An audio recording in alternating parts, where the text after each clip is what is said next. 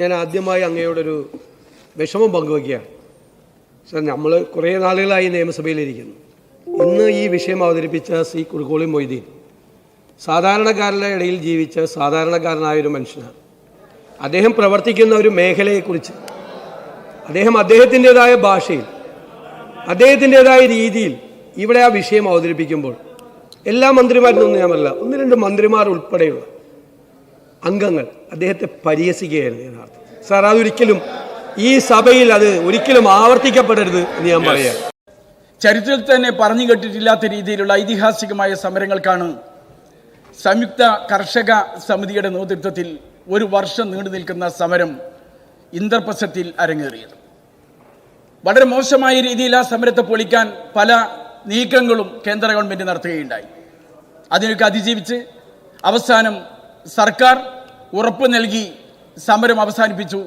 Bill പിൻവലിച്ചു എന്നൊഴിച്ചാൽ ബാക്കി അന്നത്തെ കരാറുകളും അനുസരിച്ചുള്ള ഉറപ്പുകളൊന്നും പാലിക്കപ്പെടാതെ കിടക്കുന്ന ഒരു സന്ദർഭത്തിൽ വീണ്ടും ആ സംയുക്ത കർഷക സമിതിയുടെ ആഭിമുഖ്യത്തിൽ ഇന്നലെ അമൃതസറിൽ സുവർണക്ഷേത്രത്തിൽ നിന്ന് കർഷകർ ഡൽഹിയിലെ ലക്ഷ്യമാക്കി പുറപ്പെട്ടിരിക്കുകയാണ്.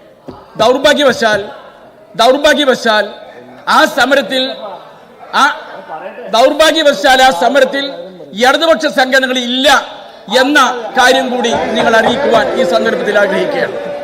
ഇടതുപക്ഷ സംഘടനകൾ എന്തിന്റെ പേരിലാണ് അതിൽ മാറി നിൽക്കുന്നത് എന്ന് എനിക്കറിയില്ല. ഇടതുപക്ഷ സംഘടനകൾ 16-ാം തീയതി ഇടതുപക്ഷ സംഘടനകൾ 16-ാം തീയതി ലുധിയാനയിൽ നിന്ന് ഇതേപോലെ സമാന്തരമായ ഒരു സമരത്തിനാണ് ഏർപ്പാട് ചെയ്തിട്ടുള്ളത്. അത് ഈ സഭയിലുള്ള അംഗങ്ങൾ മനസ്സിലാക്കാൻ തയ്യാറാകണം എന്ന് ഈ സന്ദർഭം സൂചിപ്പിക്കുകയാണ്. രാജ്യത്തെ കർഷകർ വലിയ പ്രതിസന്ധിയെ നേരിടുമ്പോൾ അതിൽ രൂക്ഷമായ പ്രതിസന്ധിയാണ് കേരളത്തിലെ കർഷകർ അഭിമുഖീകരിക്കുന്നത്. അത് തിരിച്ചറിയാൻ മന്ത്രിമാർക്ക് കഴിയണം, ഭരണകൂട വിഭാഗങ്ങൾക്ക് കഴിയണം. എന്നാൽ കേരളത്തിലെ തന്നെ ഈ കർഷകരുടെ കൂട്ടത്തിൽ അതിനേക്കാൾ രൂക്ഷമാണ് നാളികേര കർഷകരുടെ അവസ്ഥ. നാളികേര കർഷകർക്ക് വലിയ ആനുകൂല്യങ്ങൾ ചെയ്തുവെന്ന് മന്ത്രിയുടെ പ്രസ്താവന കേൾക്കാൻ ബഹുമാന്യനായ മന്ത്രി ഇവിടെ ബഹുമാന്യനായ കൃഷി വകുപ്പ് മന്ത്രി കുറെ കാര്യങ്ങളോട് പറഞ്ഞു. 100 ചാക്ക് പഞ്ചസാര എന്ന് പറഞ്ഞാൽ നാവിൽ മധുരം ഉണ്ടാവില്ല എന്ന് ഞാൻ ഓർമ്മപ്പെടുത്താൻ ആഗ്രഹിക്കുന്നു. കടലാസിൽ എഴുതി വെച്ചത് കൊണ്ട് കർഷകർക്ക് ഗുണം കിട്ടില്ല. ഏട്ടിലെ പശു പുല്ല് തിന്നില്ല എന്നാണ് എനിക്ക് ബഹുമാന്യനായ പ്രസാദിനോട് പറയാനുള്ളത്. ബഹുമാനപ്പെട്ട മന്ത്രി, നിങ്ങൾ ഈ പറഞ്ഞ കാര്യങ്ങൾ എത്ര കണ്ട് നടക്കുന്നുണ്ട് രാജ്യത്തെ, സംസ്ഥാനത്ത്, അതിനെക്കുറിച്ച് നിങ്ങൾ ആലോചിക്കാൻ തയ്യാറാകണം. കർഷകർക്ക് ചെയ്ത കുറെ കാര്യങ്ങൾ നിങ്ങൾ എണ്ണി ബുക്കിലെ വരികൾ നിങ്ങൾ വായിച്ചു. ആ വായിച്ചത് കൊണ്ട് എന്ത് ഗുണം? താങ്കൾ ഒരു കർഷകനാണെന്ന് എനിക്കറിയാം. അതുകൊണ്ട് കർഷകർക്ക് അവരുടെ വരുമാനം വർദ്ധിപ്പിക്കാൻ, അവരുടെ പ്രയാസങ്ങൾ ഒഴിവാക്കാൻ, പ്രതിസന്ധിയെ തടയാൻ നിങ്ങൾ ഈ ഭരണകൂടത്തിന് സാധിച്ചിട്ടുണ്ടോ എന്നതാണ് നിങ്ങൾ പറയേണ്ടത്. 2016 ശേഷം കേരളത്തിലെ കർഷകർ അതിമഹത്തായ സൗകര്യങ്ങൾ ആസ്വദിക്കുന്നു എന്നാണ് പറഞ്ഞത്. എന്താണ് എവിടെ നിന്നാണ് ഈ കണക്ക് കിട്ടിയത്? ഏത് ധൈര്യത്തിലാണ് നിങ്ങൾ പറയുന്നത്? നാളികേര സംഭരണം 2016 നിർത്തിവച്ചിട്ട് 2022 തുടങ്ങുന്നത്. 6.5 കൊല്ലത്തിന് ശേഷം കഴിഞ്ഞ ഗവൺമെന്റിന്റെ കാലത്ത്, ബഹുമാന്യനായ പിണറായിയുടെ 1ാമത്തെ ഗവൺമെന്റിന്റെ കാലത്ത് എത്ര നാളികേരം സംഭരിച്ചു? കളവ് പറയുക, തെറ്റായ കാര്യങ്ങൾ പറയുക. നാളികേരവുമായി ബന്ധപ്പെട്ട കാര്യങ്ങളാണ്. സർ, എന്തുകൊണ്ടാണ് നാളികേര മേഖലയ്ക്ക് പ്രതിസന്ധി ഉണ്ടാകുന്നത്? അദ്ദേഹം ഇവിടെ സൂചിപ്പിച്ചൊരു പേരും സൂചിപ്പിച്ചു, മൻമോഹൻ സിംഗിൻ്റെ കാലം എന്ന്. എൻ്റെ പൊന്നെ, ആ ഭയപ്പെടുത്തുന്ന ദിവസങ്ങൾ ഓർമ്മിപ്പിക്കല്ലേ എന്ന് എനിക്ക് പറയാം. അത് യാഥാർത്ഥ്യമല്ലേ? ആ കരാറുകൾ നമുക്ക് എന്ത് ഗുണം ചെയ്തു? സർ, 2009 ആഗസ്റ്റ് മിനിസ്റ്റർ പറഞ്ഞോ, പാമോയിൽ ഇറക്കുമതി ഉണ്ട് സിദ്ദിഖെ. 2009 ആഗസ്റ്റ് 13 ആനന്ദ് ശർമ്മ ബാങ്കോങ്ങിൽ പോയി ആസിയൻ കരാർ ഒപ്പിട്ട് 2010 മുതൽ ഈ ഇന്ത്യയിൽ നടപ്പിലാക്കിയപ്പോൾ ഇങ്ങനെ എങ്ങോട്ടേക്ക് അവിടെ പാമോയിൽ വന്നത്? 2010 അസംസ്കൃത പാമോയിലിന് 2009 അസംസ്കൃത പാമോയിലിന്റെ ഇറക്കുമതി തുകം 80%. ഇപ്പൊ എത്ര അടക്കം ചുങ്കം? 0. എങ്ങോട്ടാണ് നിൽക്കുന്നതെല്ലാം? എന്താ മിണ്ടാതിരിക്കുന്നത്? സത്യത്തിൽ ഇത് നിങ്ങളുടെ കുട്ടിയാണ്. വിശ്വാമിത്രന് മേനകയിൽ ശകുന്തള ഉണ്ടാക്കിയ വിശ്വാമിത്രൻ ശകുന്തളയെ തള്ളി പറയുന്നത് പോലെ നിങ്ങൾ ഇപ്പൊ തള്ളി പറയാൻ നിൽക്കുകയാണ്. സാർ, ഇത് കർഷകരുടെ പ്രശ്നങ്ങൾ പറയുമ്പോൾ അവരോട് പരിഹാസവും പുച്ഛമാണോ സാർ? ഇത് നമ്മൾ കൊണ്ടുവരുന്നുണ്ട്. ഇത് എല്ലാത്തിലും നിങ്ങൾ രാഷ്ട്രീയം കാണുന്നുണ്ടാണ് സാർ. ഒരു വിഷയം റൂൾ 50 അനുവദിച്ച് ഇവിടെ ചർച്ച ചെയ്യണം എന്ന് ആവശ്യപ്പെടുന്നത് എന്താ? വരുമ്പോൾ മന്ത്രി 2 പ്രാവശ്യം സംസാരിക്കും. നിങ്ങൾ ചർച്ച ചെയ്ത ഒരുപാട് അംഗങ്ങൾക്ക് സംസാരിക്കാൻ പറ്റും. കേരളത്തിലെ കർഷകരുടെ വൈവിധ്യമാർന്ന പ്രശ്നങ്ങൾ അവരെ പ്രതിനിധീകരിച്ച് വന്നിരിക്കുന്ന നമ്മളെല്ലാവരും ഇരിക്കുന്ന ഈ നിയമസഭയിൽ അത് വരും. അത് മാധ്യമങ്ങളുടെ ശ്രദ്ധയിൽപ്പെടും, അത് ഉദ്യോഗസ്ഥരുടെ ശ്രദ്ധയിൽപ്പെടും.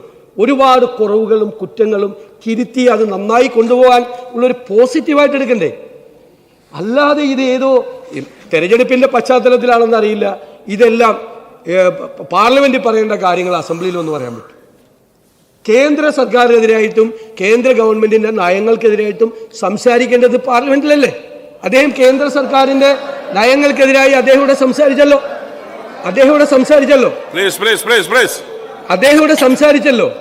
അദ്ദേഹം പറഞ്ഞല്ലോ, ചില കാര്യങ്ങൾ പറഞ്ഞല്ലോ. ഇപ്പോൾ കർഷക സമരം നടക്കുന്നു. കർഷക സമരം വളരെ ശ്രദ്ധേയമായി ദേശീയ തലത്തിൽ ശ്രദ്ധിക്കപ്പെടുന്നു. അവരെ അടിച്ചമർത്താൻ വേണ്ടി കേന്ദ്ര ഗവൺമെൻറ് ശ്രമിക്കുന്നു. അവർ ചോദിക്കുന്നത് ലീഗൽ ഗ്യാരണ്ടിയാണ്.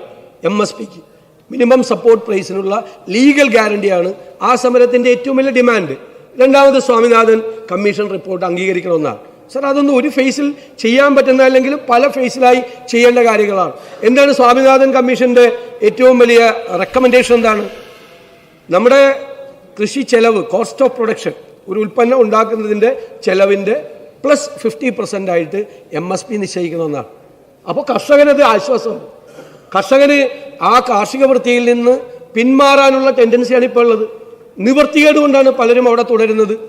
മനോരമയുടെ അവാർഡ് നേടിയ 4 ലക്ഷം രൂപ മാസവരുമാനമുള്ള ഓടി കാറുള്ള ഒരു കർഷകനാണോ കേരളത്തിലെ ഒരു സാധാരണ കർഷകന്റെ പ്രതീകം?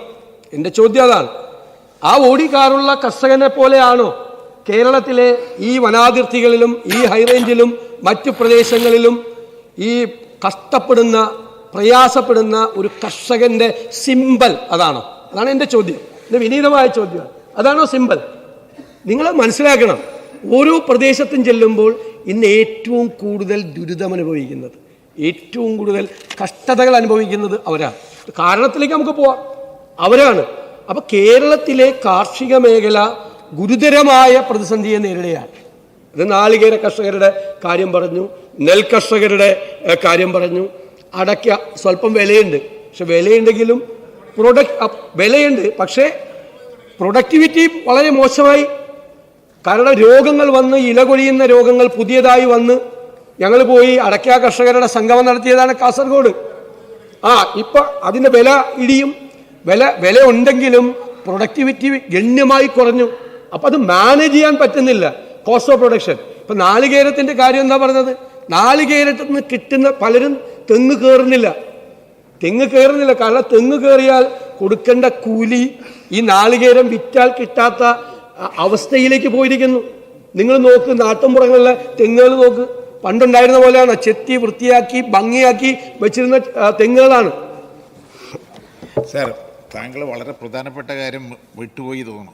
ഇപ്പോൾ നാളികേരം എല്ലാ ആളുകളിലും എല്ലാ പ്രൊഡ്യൂസർ കമ്പനികളിലും കൊണ്ടു തരുന്നത് ഇന്തോനേഷ്യയിൽ നിന്നാണ് നാളികേരം ഇറക്കുമതി. വിയറ്റ്നാമിൽ നിന്ന് കുരുമുളക് ഇറക്കുമതി ചെയ്യുന്നു. ഇതൊക്കെ ചെയ്യുന്നതിനെക്കുറിച്ച് അങ്ങ് ഒരു പരാമർശനവും നടത്തുന്നില്ലോ. ഇപ്പോൾ നമ്മുടെ മാളുകളിൽ പോയാൽ ഇന്തോനേഷ്യയിലെ നാളികേരം കൊണ്ട് വിൽക്കുന്നത്, വിയറ്റ്നാമിലെ കുരുമുളകാണ് കൊണ്ട് വിൽക്കുന്നത്. അതിനെക്കുറിച്ച് ഒന്നും പറയുന്നില്ല. അത് കേന്ദ്ര ഗവൺമെൻറ്റിൻ്റെ നയത്തിൻ്റെ തെറ്റല്ലേ? അതിനെക്കുറിച്ചല്ലേ നമ്മളെല്ലാവരും കൂടി പറയേണ്ടത്? ഞാൻ കൃഷിക്കാരെന്നുള്ള നിലയ്ക്ക് പറയണം. ഞാൻ സംസാരിച്ച് തുടങ്ങിയില്ലേ? കഴിഞ്ഞ പ്രാവശ്യം ഈ വിഷയം കൊണ്ടുവന്നപ്പോൾ അങ്ങൻ്റെ പ്രസംഗം എടുത്ത് നോക്കിയാൽ മതി. അങ്ങ് കേട്ടിട്ടുണ്ടെങ്കിൽ അങ്ങ് പറഞ്ഞ കാര്യം ഞാൻ ഈ സഭയിൽ തന്നെ പറഞ്ഞിട്ടുണ്ട്. പ്രധാനപ്പെട്ട മോളുകൾ പരിശോധിച്ചാൽ വിയറ്റ്നാമിൽ നിന്നുള്ള കുരുമുളകും മറ്റ് സ്ഥലത്തു നിന്നുള്ള കുരുമുളകാണ് കേരളത്തിൽ തന്നെ മുകളിലുള്ളത്. കേരളമായിരുന്നു ഏറ്റവും വലിയ ഇൻവേഷൻ കേരളത്തിലേക്കും രാജ്യത്തേക്കും ഉണ്ടായത് ഈ സ്പൈസസിന് വേണ്ടിയിട്ടാണ്. ബ്ലാക്ക് ഗോൾഡ് എന്ന് പറയുന്ന പെപ്പറിന് വേണ്ടിയിട്ടാണ് ഏറ്റവും വലിയ ഇൻവേഷൻസ് ഉണ്ടായത്. ഞാൻ കഴിഞ്ഞ പ്രാവശ്യം പറഞ്ഞതാണ്, അങ്ങത് ശ്രദ്ധിക്കാത്തതിനാണ്. നമ്മൾ മനസ്സിലാക്കേണ്ടത് നമ്മൾ എന്താണ് ചെയ്യേണ്ടതെന്നുള്ള ഏറ്റവും പ്രധാനപ്പെട്ട കാര്യം. ഇപ്പോൾ നാളികേരത്തിൻ്റെ സംഭരണം 34 രൂപ ആയിട്ട് പ്രഖ്യാപിച്ചു. നാളികേരത്തിൻ്റെ സംഭരണം കൃത്യമായി നടന്നാൽ നാളികേര കർഷകർക്ക് ആശ്വാസമാണ്. സാർ, എത്ര പേരുടെ നാളികേരം നമുക്ക് സംഭരിക്കാൻ പറ്റുന്നുണ്ട്? ആ സംഭരണം വിജയകരമാണോ? ഇപ്പോൾ കേരളത്തിൽ 50,000 ടൺ നാളികേരം സംഭരിക്കാനുള്ള അനുമതി കിട്ടി. കേന്ദ്രത്തിൻ്റെ സഹായം കൂടി കിട്ടും. ഇത്ര 29 രൂപ കിട്ടും, സംഭരിക്കാൻ കിട്ടി. നമ്മൾ എത്ര സംഭരിച്ചു? എനിക്ക് തോന്നുന്ന 10,000 ടണ്ണോ 11,000 ടണ്ണോ ആയിട്ടാണ് 5-1 സംഭരിച്ചിരിക്കുന്നത്. നിങ്ങൾ തമിഴ്നാട്ടിലേക്ക് നോക്ക്. തമിഴ്നാട് 50,000 ടൺ സംഭരിക്കാൻ പറഞ്ഞപ്പോൾ അവർ 50,000 ടണ്ണും സംഭരിച്ചിട്ട് ബാക്കി 34,000 ടൺ സംഭരിക്കാനുള്ള പ്രത്യേക അനുമതി കേന്ദ്രത്തിൽ നിന്ന് വാങ്ങിച്ചു. അവർ ഇതുവരെ 75,000-ലധികം ടൺ, 80,000-ലേക്ക് പോവാണ്. 80,000 ടണ്ണ് സംഭരിക്കുമ്പോൾ നമുക്ക് 50,000 ടണ്ണ് സംഭരിക്കേണ്ട അവസരത്തിൽ പോലും നമുക്കത് കൃത്യമായി ഉപയോഗപ്പെടുത്താൻ കഴിഞ്ഞില്ല. നമ്മുടെ സംഭരണം പരാജയപ്പെട്ടു. ഇവിടെ പറഞ്ഞല്ലോ, ഇവിടെ ശ്രീ കുറിക്കോളി മൊയ്തീൻ പറഞ്ഞപ്പോൾ നിങ്ങൾ ബഹളം ഉണ്ടാക്കിയായിരുന്നു. അദ്ദേഹം പറഞ്ഞെന്താ, 2017-18 മുതൽ 2020-21 വരെ കൃഷി വകുപ്പ് വഴി ഒരു സംഭരണവും കേരളത്തിൽ നടന്നില്ല. ശരിയാണോ? നടന്നില്ല. 3 കൊല്ലം 4 കൊല്ലം ഒരു സംഭരണവും നടന്നില്ല കേരളത്തിൽ. അപ്പോൾ അദ്ദേഹം പറഞ്ഞു, ഉമ്മൻചാണ്ടിയുടെ കാലത്ത് ആരംഭിച്ചതാണ് നാളികേര സംഭരണം. ആ സംഭരണം വിജയകരമായി മുന്നോട്ട് പോയി. കൃഷിഭവനിലൂടെ സംഭരിക്കാനുള്ള ശ്രമം നടത്തി, അത് വിജയമായിരുന്നു. അപ്പോൾ വ്യാപകമായ തരത്തിലുള്ള സംഭരണം ഉണ്ടായി. അപ്പം നമ്മൾ പരിശോധിക്കണം. അതാണ് ഞങ്ങളിത് കൊണ്ടുവന്നത്. നാളികേര സംഭരണ കാര്യത്തിൽ ഗൗരവതരമായ പരാജയം ഉണ്ടായിട്ടുണ്ട്. ഞാനിപ്പോൾ ഇവിടെ കുറ്റ്യാടിയിലെ MLA കാണുമല്ലോ. കുറ്റ്യാടിയിൽ ചെന്നപ്പോഴും ഏറ്റവും കൂടുതൽ നാളികേരം ഉണ്ടാകുന്ന ആലപ്പുഴ ജില്ല ഉൾപ്പെടെയുള്ള പല സ്ഥലങ്ങളിൽ ചെന്നപ്പോൾ നാളികേര കർഷകർ ഭയങ്കരമായ സങ്കടമാണ്. അവർക്ക് ഈ നാളികേര സംഭരണം നടത്തുന്ന സ്ഥലത്തേക്ക് വണ്ടിയിൽ കൊണ്ടുപോകാനുള്ള വണ്ടിക്കൂലി പോലും അവർക്ക് മുതലാവുന്നില്ല.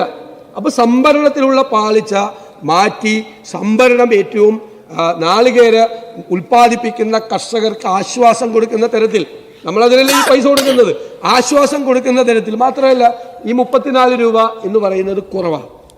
അത് 40 രൂപ വരെയൊക്കെ വർദ്ധിപ്പിക്കാനുള്ള ശ്രമവും നമ്മൾ നടത്തേണ്ടതുണ്ട് എന്നുള്ള പ്രധാനപ്പെട്ട കാര്യമാണ്. അപ്പം നാളികേരത്തിൻ്റെ കാര്യത്തിൽ എല്ലാം ഓക്കെയാണ് എന്ന് പറയുന്നത് പൂർണ്ണമായും തെറ്റാണ്. നാളികേര സംഭരണം പരാജയപ്പെടുകയും നാളികേര കൃഷിയിൽ നിന്ന് ആളുകൾ പിന്മാറുകയും ചെയ്യാൻ കേരളത്തിലെ നാളികേരത്തിൻ്റെ ഉൽപ്പാദനവും ഉൽപ്പാദനക്ഷമതയും അയൽ സംസ്ഥാനങ്ങളുമായി താരതമ്യപ്പെടുത്തുമ്പോൾ ഓരോ വർഷവും ഗണ്യമായി കുറഞ്ഞു വരികയാണ്. ഇത് യാഥാർത്ഥ്യമല്ലേ? ഇതിനെല്ലാം മറിച്ച് കർഷകരെ കെട്ടിപ്പിടിച്ചിരിക്കുകയാണ്, ചേർത്ത് പിടിച്ചിരിക്കുകയാണ് എന്ന് പറഞ്ഞാൽ മാത്രം മതിയോ? കെട്ടിപ്പിടിച്ചാൽ മതിയോ? ചേർത്ത് പിടിച്ചാൽ മാത്രം മതിയോ? അവർക്ക് അതിനുള്ള അവർ ഉൽപ്പാദിപ്പിക്കുന്ന അവരുടെ അധ്വാനത്തിൻ്റെ, ഈ സ്വാമിനാഥൻ കമ്മീഷൻ്റെ അകത്ത് പറയുന്നുണ്ട്, ഈ കർഷകരുടെയും അവരുടെ കുടുംബത്തിൻ്റെയും അധ്വാനം കൂടി ഈ കോസ്റ്റ് ഓഫ് പ്രൊഡക്ഷനിൽ കൂട്ടണം. അവർക്ക് കിട്ടേണ്ട കൂലി. ഇപ്പോൾ റബ്ബറാണ് ഉണ്ടാക്കുന്നതെങ്കിൽ ആ വീട്ടുകാർ ആയിരിക്കും, വീട്ടിലെ ഭാര്യയായിരിക്കും അല്ലെ അമ്മയായിരിക്കും ഈ റബ്ബർ ഷീറ്റ് ഉണക്കുന്നത്. അതടക്കമുള്ള കുടുംബനാഥൻ്റെയും കുടുംബാംഗങ്ങളുടെയും അധ്വാനത്തിൻ്റെ ചെലവ് കൂടി ഈ കോസ്റ്റ് ഓഫ് പ്രൊഡക്ഷൻ്റെ ഭാഗമായി കൂട്ടണം. അങ്ങനെ കർഷകന് ജീവിക്കാൻ കഴിയാവുന്ന ഒരു സാഹചര്യം കേരളത്തിലുണ്ടോ? റബ്ബറിൻ്റെ കാര്യം ഞാൻ ആവർത്തിക്കുന്നില്ല, കഴിഞ്ഞ പ്രാവശ്യം പറഞ്ഞതാണ്. ഞാൻ വിചാരിച്ചു, വലിയ പ്രതീക്ഷ മുഖ്യമന്ത്രിയുടെ ചിരി കണ്ടപ്പോഴും ബഹുമാനപ്പെട്ട ധനകാര്യമന്ത്രിയും കൃഷി മന്ത്രിയും ഒക്കെ വളരെ സന്തോഷത്തോടുകൂടി റബ്ബറിൻ്റെ മറുപടി പറഞ്ഞപ്പോൾ ഞാൻ വിചാരിച്ചു ഇത് ഭയങ്കരമായിട്ട് ഇത് കൂട്ടാൻ പോവാന്ന്. ധനകാര്യമന്ത്രി നിരാശപ്പെടുത്തി കളഞ്ഞു റബ്ബറിൻ്റെ കാര്യത്തിൽ. 10 രൂപ വർദ്ധിപ്പിച്ചിട്ട് അതുപോലും മര്യാദയ്ക്ക് കൊടുക്കുന്നില്ല. 4 മാസമായിട്ട് ആ പണം പോലും കൊടുക്കുന്നില്ല, ആ പണം പോലും കിട്ടുന്നില്ല, ആളുകൾക്ക് കിട്ടുന്നില്ല. അപ്പോൾ റബ്ബർ കർഷകർ അതിൽ നിന്ന് പിന്മാറുകയാണ്. നമ്മൾ നോക്കിക്കൊള്ളുന്നത്, ധനകാര്യമന്ത്രി പ്രത്യേകം ശ്രദ്ധിക്കണം. കേരളത്തിനൊരു അഗ്രികൾച്ചർ ഇക്കോണമി ഉണ്ട്. കേരളത്തിൻ്റെ ഇക്കോണമിയിൽ ഏറ്റവും വലിയ സംഭാവന ചെയ്യുന്നത് തന്നെയാണ്. വലിയ കാർഷിക സംസ്ഥാനമല്ല കേരളം, പക്ഷേ റബ്ബർ, സ്പൈസസ്, നാളികേരം തുടങ്ങി ഒരുപാട് ഭക്ഷ്യ ഉൽപ്പന്നങ്ങൾ വഴി കേരളത്തിനൊരു അഗ്രികൾച്ചർ ഇക്കോണമി ഉണ്ട്. ആ ഇക്കോണമി പൂർണ്ണമായി തകരുകയാണ്. അതിൻ്റെ ഇമ്പാക്റ്റ് നമ്മുടെ ജനറൽ ആയിട്ടുള്ള നമ്മുടെ ഇക്കോണമിയിൽ ഉണ്ടാവും, തീർച്ചയായിട്ടും വരും. അതുകൊണ്ട് ഇതിനെ ഗൗരവതരമായി കാണുകയും ഇത് കുറച്ച് കർഷകരുടെ മാത്രം പ്രശ്നമാണ്, കർഷകരെപ്പോഴും പരാതിയാണ് എന്ന രീതിയിലും മാത്രം സംസാരിക്കരുത്.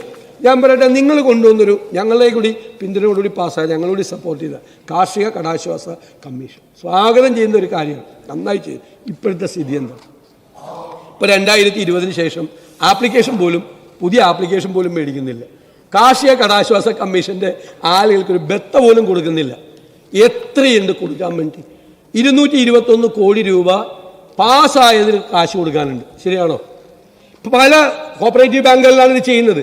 പല കോപ്പറേറ്റീവ് ബാങ്കുകളിലും സ്റ്റേറ്റിന്റെ ഷെയർ കൊടുക്കാത്തതുകൊണ്ട് അവരുടെ ഷെയർ കൊടുത്ത് അവർ കടം പൂർത്തിയാക്കിയിട്ടും ഡോക്യുമെന്റ് തിരിച്ചു കൊടുക്കുന്നില്ല ബാങ്കുകൾ. സ്റ്റേറ്റിന്റെ അല്ലല്ലേ, ഇത്രയും കുടിശ്ശിക വന്നിട്ടില്ലല്ലോ. ഇപ്പൊ നിങ്ങൾ ഇപ്പൊ കുടിശ്ശിക വരേണ്ട കാര്യമില്ലല്ലോ. കാരണം ഇപ്പൊ നിങ്ങൾ ആപ്ലിക്കേഷൻസ് ഇല്ലല്ലോ. പുതിയ ആപ്ലിക്കേഷനും പുതിയ ആളുകൾക്ക് അനുമതിയും കൊടുക്കുന്നില്ലല്ലോ. ഇത് എത്രയും മുമ്പിലത്തെ കുടിശ്ശികയാണിത്. 2020 ശേഷം നിങ്ങൾ അപേക്ഷ വാങ്ങിച്ചിട്ടുണ്ടോ? നിങ്ങൾ അപേക്ഷ വാങ്ങിച്ചിട്ടില്ല. പിന്നെ എന്താ കുടിശ്ശിക? ഇപ്പൊ ആർക്കും പുതിയതായിട്ട് കൊടുക്കണ്ടല്ലോ. കാർഷിക കടാശ്വാസ കമ്മീഷൻ പുതിയ ഒരാളുടെ അപേക്ഷ മേടിച്ച് ചർച്ച ചെയ്ത് അവർക്ക് കടാശ്വാസം കൊടുക്കുന്നില്ല. അപ്പൊ അത് ഡീഫങ്ക്റ്റായി കാർഷിക കടാശ്വാസ കമ്മീഷൻ. അങ്ങനെ ഒരു ആശ്വാസമില്ല. പലർക്കും ഡോക്യുമെന്റ് എടുക്കാൻ പറ്റുന്നില്ല ബാങ്കുകളിൽ നിന്ന്. നിങ്ങളുടെ ഷെയർ നിങ്ങൾ കൊടുക്കാൻ പറ്റാത്തതുകൊണ്ട് അത് ഗൗരവതരമായി അന്വേഷിക്കണ്ടേ? ഏറ്റവും കൂടുതൽ ജപ്തി നടപടികൾ എൻ്റെ കയ്യിലുണ്ട്.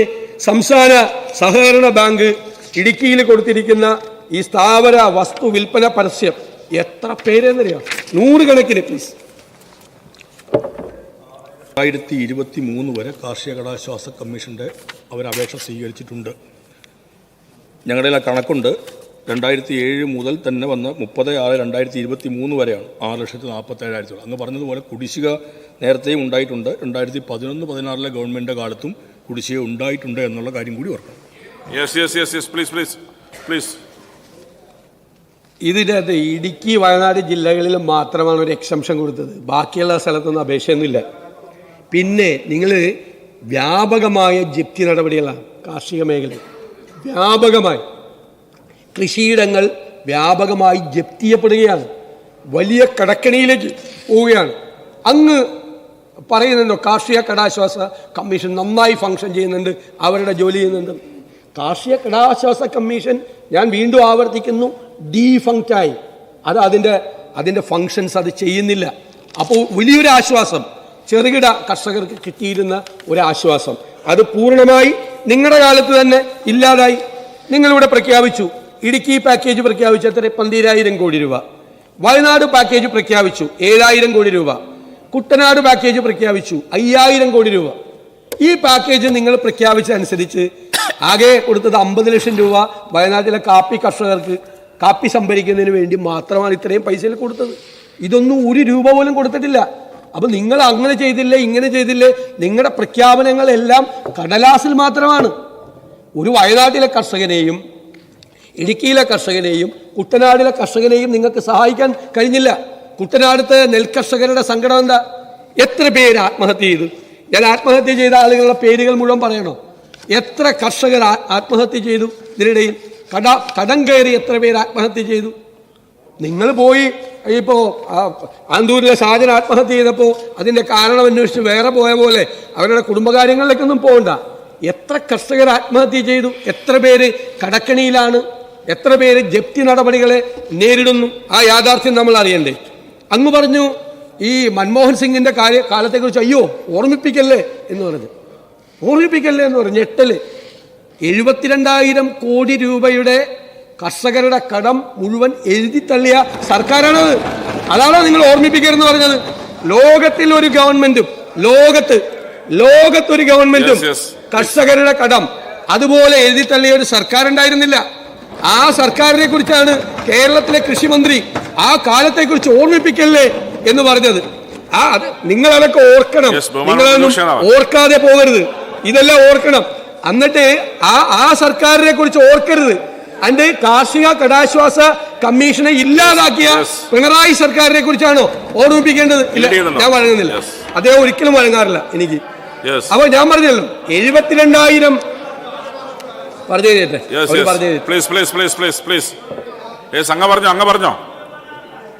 72,000 കോടി രൂപ കർഷകരുടെ കടം എഴുതി തള്ളിയ മൻമോഹൻ സിംഗിനെ കുറിച്ച് ഓർക്കരുത്. കാർഷിക കടാശ്വാസ കമ്മീഷൻ ഇല്ലാതാക്കിയ പിണറായി സർക്കാരിനെ കുറിച്ച് ഓർത്താൽ മതി എന്ന് പറയുന്നതിൽ എന്തർത്ഥമാണുള്ളത്? ഇവിടെ ഈ പ്രശ്നങ്ങൾക്ക് മീതെയാണ് വനം വന്യജീവി സംഘർഷം. മുഴുവൻ സ്ഥലങ്ങൾ 10-30 ലക്ഷം ആളുകൾ ജീവിക്കുന്ന പ്രദേശങ്ങളിലെ കൃഷി മുഴുവൻ തകരുകയാണ്. കൂണിന്മേൽ കുരുവെന്നതുപോലെയാണ് വനം വന്യജീവി സംഘർഷം, മനുഷ്യനും വന്യജീവികളും തമ്മിലുള്ള സംഘർഷം വളരുന്നത്. അപ്പോൾ നിങ്ങൾ ഒരു കാർഷിക മേഖലയിൽ, അങ്ങയോട് ഞാൻ വീണ്ടും പറയുന്നു, 4 ലക്ഷം രൂപ വരുമാനമുള്ള ഓടി കാറ് മേടിച്ച കർഷകനല്ല. എല്ലാം നഷ്ടപ്പെട്ട് കടം മേടിച്ച് വറ്റിപ്പലിശയ്ക്ക് പണം വാങ്ങിച്ച് നെല്ലിന് വിത്തിറക്കിയ കർഷകനെ കുറിച്ചും നാളികേരം വിൽക്കാൻ കഴിയാതെ വിഷമിക്കുന്ന നാളികേര കർഷകനെ കുറിച്ചും വനാതിർത്തികളിൽ ഉണ്ടാക്കിയതെല്ലാം വന്യമൃഗങ്ങൾ നശിപ്പിച്ചു കളഞ്ഞ് നിസ്സഹായനായി നിൽക്കുന്ന കർഷകനുമായിരിക്കണം നിങ്ങളുടെ മനസ്സിലുണ്ടായേണ്ടത്. അതാണ് കേരളത്തിലെ ഒരു സാധാരണ കർഷകന്റെ പ്രതീകം.